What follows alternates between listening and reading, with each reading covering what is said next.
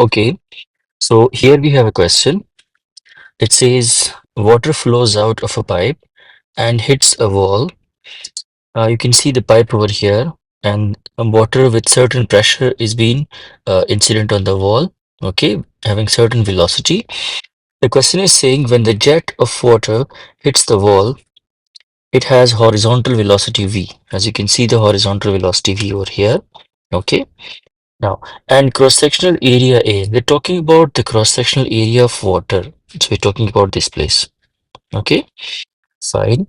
Now, next, the density of the water is rho.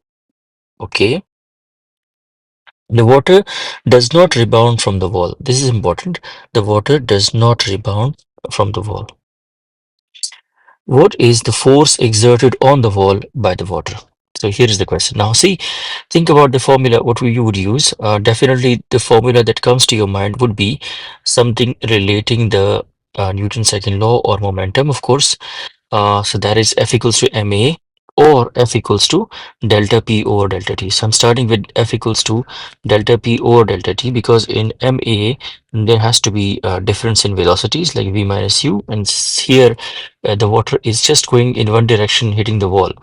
So we are starting with F equals to delta P by delta T. All right.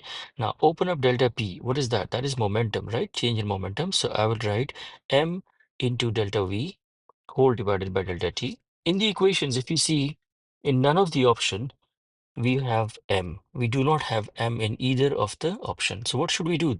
We should eliminate this m first.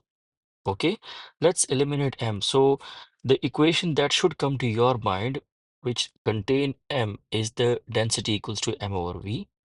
Here v is volume and over here v is velocity, so we need to be careful. Okay, now since we want to replace m, so let's make m as a subject. So in the equation, if you see, m is mass, rho is density of the water, and v is the volume of water. So if you look at the shape of the pipe, pipe is in the shape of cylinder. So what's the formula for the volume of cylinder basically, or the pipe you can say? That is area into its height, or you can say its length.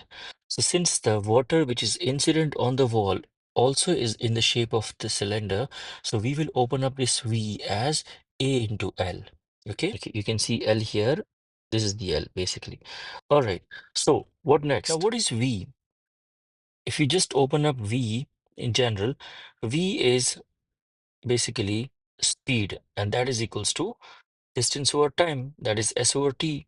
So if I replace S with L, my equation of speed will become V equals to L divided by T. What I'm up to now, if you see in all these equations, there is no L. There is no L. So I want to eliminate L also. How can I eliminate L? I'm just using the equation of speed, that is distance over time. I'm considering distance as L. So let's make L as subject. That will become V multiplied by T. Okay. Now, what I would do, I would replace the value of L over here. Means it will become M equals to density into A into V into T. Now here we have a complete equation for M. Now we will go back to this equation. Since we did all this working for eliminating M, so we will eliminate M by replacing its value. M is replaced as density into A into V into T from here, and we will write down this V and of course this T at its own place. Okay. Now let's see, just simplify the equation. How we can simplify?